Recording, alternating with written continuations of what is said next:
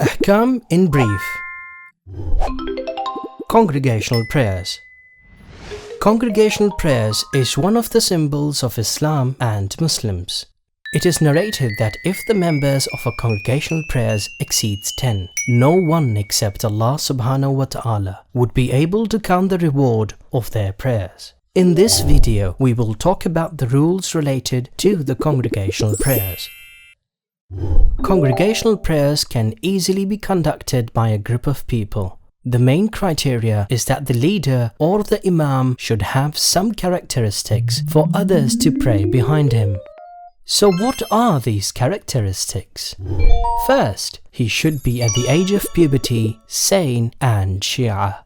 Secondly, his prayers should be correct according to the follower's jurist. Thirdly, his Arabic recitation of Al-Fatiha and the Surah of the Quran should be accurate.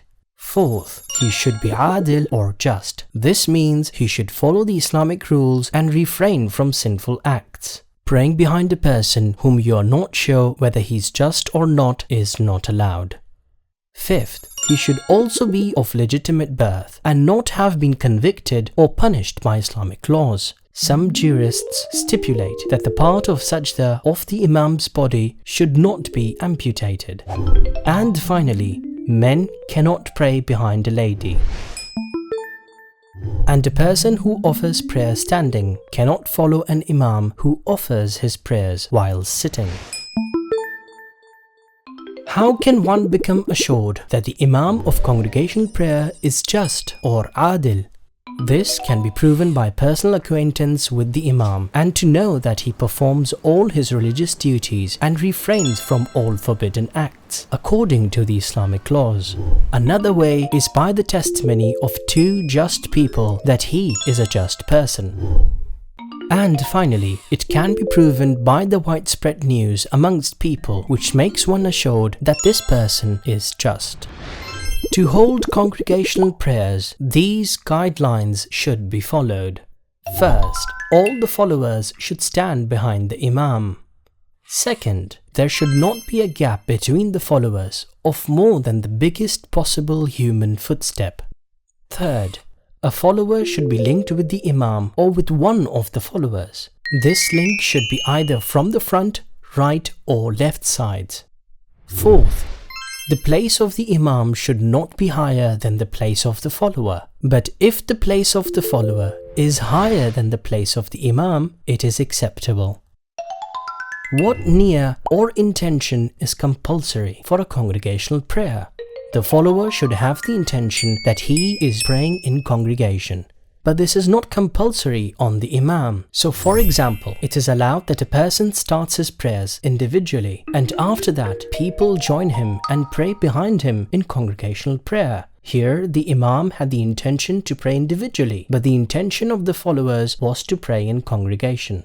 Important note, it is allowed for the follower to pray a different prayer than what the imam is praying. The main idea is that both should be praying one of the daily obligatory prayers. So for example, you can pray your Asr prayers behind a person who is praying his Dhuhr prayers. Or you can pray Qadha or the compensation of your Dhuhr prayers behind a person who is praying his Isha.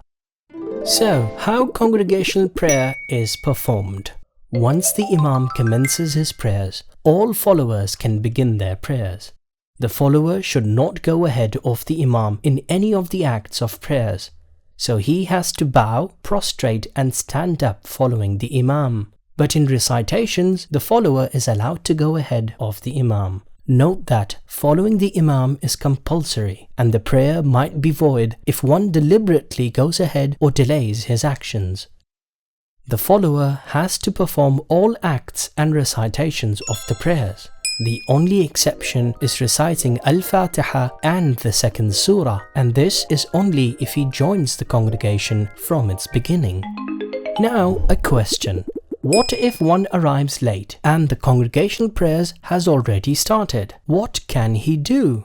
The rules of joining a congregational prayers has a lot of detail. We will try to give some general guidelines that will help you. We advise you to review and practice the rules with an expert. The first guideline. If a person arrives late, he can join the congregational prayers. If the Imam is standing or bowing in ruku, he can commence his prayers and join them from where they are. Note that if the Imam was bowing, the follower, after saying Allahu Akbar, must pause for a moment, then bow down and join the congregation in ruku. This pause is one of the mandatory parts of any prayers. The second guideline. If one joins the congregational prayers during the first or the second rakah before Imam raises his head from the ruku, he does not have to recite Al-Fatiha and the second surah for his first rakah. He should say Allahu Akbar, pause for a bit and go straight to ruku. The third guideline. If one joins the Imam in the third or fourth rakah, he should recite Al-Fatiha and the second surah. If this recitation causes him to fall behind the Imam, he can discontinue his recitation and bow down with the Imam for the ruku. Important note, if before starting his prayers, one knows that he will not be able to finish the recitation of Al-Fatiha, he must wait until Imam bows down for ruku and then start his prayers. The fourth guideline.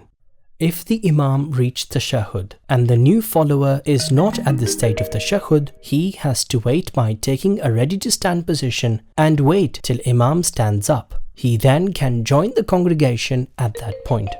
The same applies in the place of salam. If the Imam is completing his prayers by reciting salam and the new follower is not at the stage of salam, he can take a ready-to-stand position till Imam ends his prayers. After that, he can resume his prayers furada or singly. Finally, the ladies' congregational prayers rules. A woman can lead the prayer for other women, but she must stand in the same row along with other followers and she should not stand ahead of them. When women take part in men's congregational prayer, they must occupy the rear lines or pray to the side, separated from the men with a barrier, such as a screen or curtain.